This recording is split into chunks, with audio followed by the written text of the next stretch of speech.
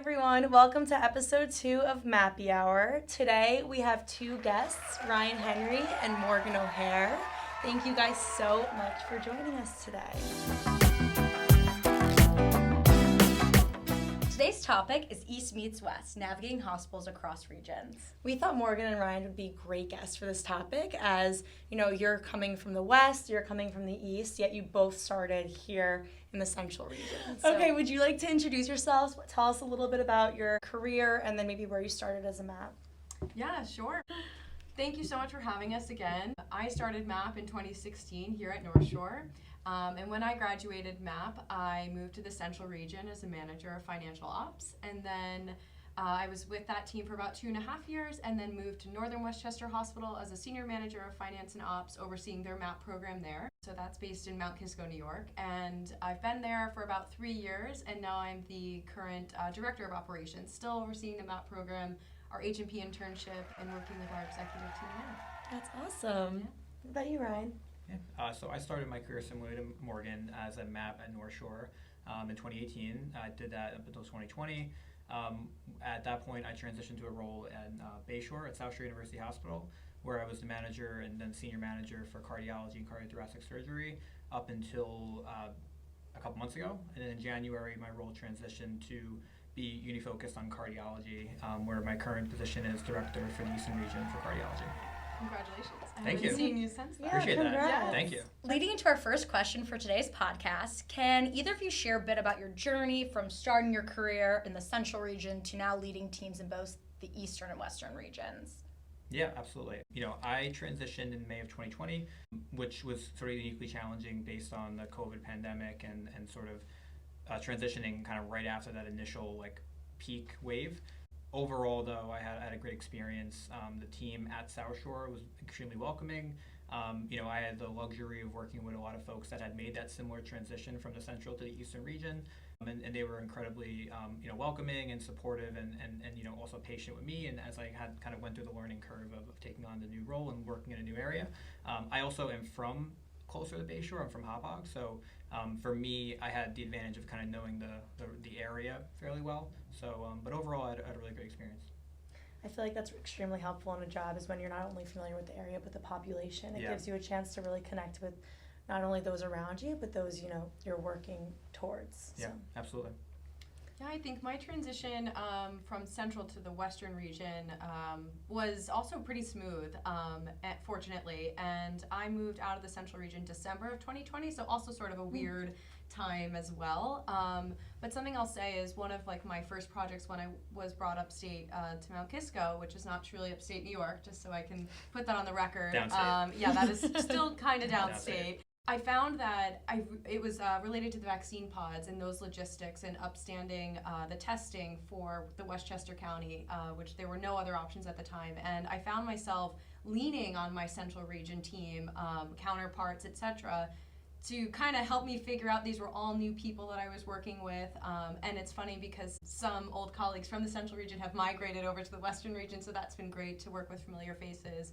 But I think what's most important is, and something that as you guys transition through MAP and out of MAP, it's keeping those connections and networking and staying in touch. So I think it's keeping those channels open, and it will help you navigate those new changes and transitions as you move throughout the health system.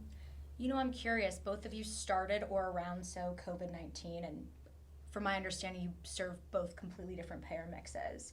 How did that shift how you run a hospital or your daily responsibilities, having both started at North Shore to these new roles? Yeah, I think something that I'm most proud of to date that our hospital took on was specifically related to the vaccine pods, and we have a pretty strong Hispanic population in Mount Kisco. And we were able to partner with a lot of our community partners in the area to have a pod for those underserved populations so that they felt comfortable getting the vaccine. We were able to have translators able to help them navigate a system that is complicated or a process that's complicated. So I was really proud that we've established those community partnerships, and I'm not taking credit for that, but our hospital has. And we leverage those connections and networks to serve them and really meet them where they're at. We're able to really affect our community in a way that I felt, because it's a smaller hospital, I felt for the first time. I think starting at a hospital so large as North Shore, I think I felt it was so big. Whereas being in a community hospital, you're kind of tasked and charged with anything and everything. You feel the pulse of the community a little bit more.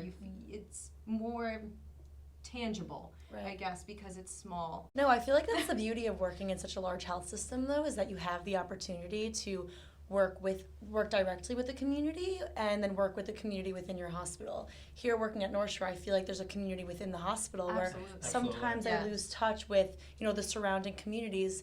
Doesn't necessarily mean that I'm not impacting the community, but there's just a lot of issues in here that we have to directly address. Absolutely. I'd say, to kind of go off of what Morgan mentioned, had a very similar experience through the COVID sort of cycle. I mean, I was here during the first wave of COVID at North Shore, so obviously that was a throw everything out the window and do what you can to support everyone, which was an incredibly unique experience. I think similar to Morgan, we felt very grateful to be included in a project.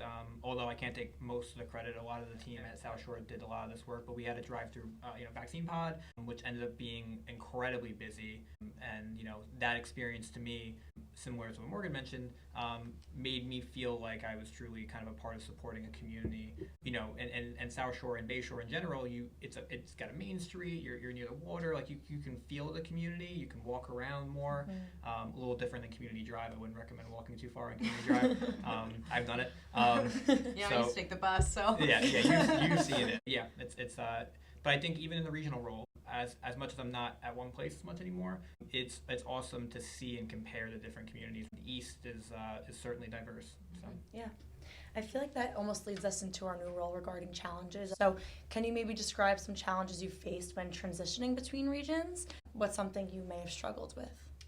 I think for me, even during that time, especially with the testing setups and things like that, because Northern is most recently acquired by the health system back in 2016, I believe, it's still somewhat new to the overall system. And so those connections, the connections that I had, I really needed to leverage and say, hey, I'm up here now, can you please help us or guide us? And making a phone call and just knowing who to ask to do what. Right. But then also learning who are the new people or who are the other people that I need to work with to get things done. And that's really important in establishing those relationships, which takes time. So I found that to be a challenge, but something that was motivating as well, because I knew if you know who to work with, then you're gonna be able to execute and get things done. I'll hand it over to you. Yeah, no, I think similarly, right? Any new job, that's a major transition point, is learning the people. I think a place like North Shore takes a lot of time to learn. So at the end of the 2 years, I was like, okay, I kind of finally have my groove here. Groove, yeah. And then I moved somewhere else. Yeah. And I was like, start over. Well, darn, this stinks. Learning who to go to, absolutely. Their styles, everyone's style is different. Every executive team is different. For me, I transitioned from an administrative, like an admin role, hospital admin role, to a department. So learning the differences between how to work with, the leadership team of the hospital and the leadership team of a department was very different. You can't apply everything I did or Morgan did in hospital admin at a hospital with 800 beds to a smaller department in a smaller hospital. Some of the things that work one place don't work at the other place, and there's a ton of translatable skills for sure, and things you can take for you, but the pace is different, the demand is different. Balancing that was definitely the challenging part, but when you get used to knowing the people and you learn them, really made the job easier and made it more enjoyable for me. So those are my big takeaways. If I could just make a comment, something that you said regarding almost like the pace of things getting done or moving things along, I think it's something that has stuck with me. I remember having a one-to-one with Ryan Anderson when I had started up there, and he said, just be patient, Morg, just be patient. And I think that was the best. I've gotten a lot of great advice over the last 8 years, and it's the hardest advice to get, but there's so much truth in that now being there 3 years, I have that groove. I know who to go to. I've established great relationships. So I think being patient goes a long way. Yeah.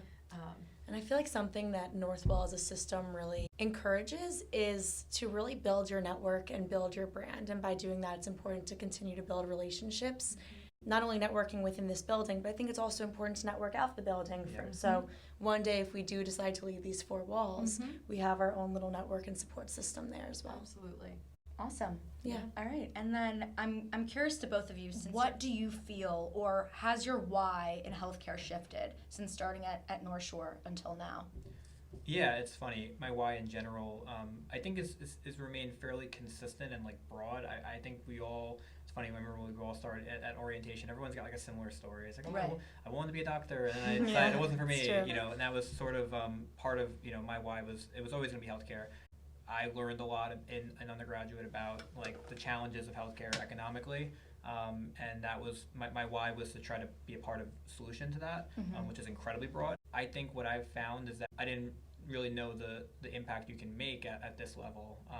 Even I sat in the hospital role for prior to January for the past 5 years. I would have never guessed, the level of impact you can have on patient access in a hospital role. And Right. that was really the theme of my job the last 3 years, was making accessing cardiology care, heart care, easier for patients. You have to understand the communities, and I think that was something it's been really refreshing for me and affirming for me that I'm in a position that is right for me, because it ultimately was my goal. And you still feel that way? I do. Good. In this new role I'm in now, I think it's my major task is obviously supporting the clinicians, but then generally growing a program means supporting more patients. Right. So And a trickle down. that's the awesome parallel that we get to kind of manage, which I think is refreshing. Has my why changed? My why hasn't changed. I think maybe my hows and my whats of what I do and how I do it have changed. Yeah. And what I love doing hasn't changed, or why I do it. No, But you're so passionate about it. Yeah, I love my job every day. Truly, it's always different. I love working with different stakeholders, different people for our communities that we're serving. Yeah, I just think it's fun. So I don't think the why has changed. Maybe the approaches have. It's inspiring to see that you love your job so much, because right now I am so passionate about being in this career, and I hope that I feel the same way when I'm in your shoes. Yeah, Post-Mapp. and question, what gives you that spark? What gives you that motivation? When do you feel your happiest? Just pay attention to those things that do bring you joy, and follow that. Yeah. Something I mentioned in our previous podcast is there's so many Northwell for lifers. But that, going back to being reassuring, I mean, I said this last time, but that truly is motivating, and why you're supposed to be here, because everyone that you meet or you network with, or from nursing to admin, people want to be here, and that just speaks for the culture at Northwell and motivates you to keep growing and learning and defining your craft and mastering that craft. So I feel like you guys may have touched on this within your previous answers, but what advice would you guys have for someone who's preparing for that transition from leading teams in one region to leading to another? I know that was your guys' experience post-Mapp, and I have no doubt that people watching this will be experiencing the same. I think the best advice I can give, whether that's you're preparing for the transition or you've landed in that new role, is advice that Derek Anderson had given to me probably a week into being a MAP, and it was the 3 A's: be available, be attentive, and be accountable. And I thought that at the time I was like, okay, but and then once I landed at Northern Westchester Hospital, it really stuck with me. I wrote it down on a Post-it again, and I'm like, what the heck does that mean? And it was really be available, be attentive on what's going on around you, who's asking for what's the priority, and be accountable. Deliver on what you're promising. Yeah. So be accountable to the patients that you're serving, the community that you're providing for, your team, your leadership, and I think that those 3 A's have really stayed tried and true to who I am, of whenever I'm starting in a new place, to be consistent, to be available, attentive, and accountable to the people I'm working with. In terms of, I think, advice I could give for anyone kind of making a transition like that, I think you hit on a lot of points. Some of the points I was thinking of, one being kind of the accountability line. When you meet people for the first time, you work with them for the first time, a big part of that sort of transition is building your brand. I think advice in general for any role is just to be genuine as well. You want to be yourself. That's how you create genuine relationships. And I think relationships in general, not only with people that you're networking in, but really with the staff, for me, has been the only reason why I've been able to be successful. And the last thing I'll say is that, say you start in a new role in a hospital, or in ambulatory, or in the region, or in a specific area within corporate. It's incredibly important to understand the areas So if you're a hospital, I think you have to understand ambulatory, and you have to understand the region. Everything's intertwined, and yes, learning the needs of the community is incredibly important. Learning about your department and the departments that support that department are incredibly important. But I think also understanding what kind of things are outside of that department. I think that sort of theme is applicable to anyone in a new job. And I think just, if I could add as a final little push, it's be excited about that change. You know, you're going to be uncomfortable. You'll know that much. And just embrace that uncertainty and uncomfortableness, and take advice from what we're saying. It's, being patient, it's being yourself and genuine, and be accountable to the new parties that you're working with and the team that you'll be working on. Well, thank you both for joining us today. That was great. Yeah, we appreciate your time. This was an excellent conversation, and I think it's applicable for anyone on the Yammer page. And we really appreciate you guys just giving great advice. Any excuse to come back to where it started. Yeah, so absolutely. Thank you. Well, thank you guys. Thanks for having us. And thank you for joining us for season 2 of Mappy Hour. We'll see you next time. Bye. 3, 2. Wait, God, what was that? What are we doing? Wait, that was like. All right, so Sorry, don't do the clap. I think it's too much. I'm gonna buy you guys like a I'm sorry. Go ahead before he loses it. No clapping. Okay. All right, the big one. You want to? Oh, Ryan. Sorry, not you, Ryan. That Ryan. Not you, Ryan. Oh, see, this is bad. Don't do that. What did he say? how's my hair? Terrible. Okay. Oh, I like that case. Okay. Freaking Ryan. Brady, you can turn Jesus. back on. I had something on one side. Yeah. Thank you.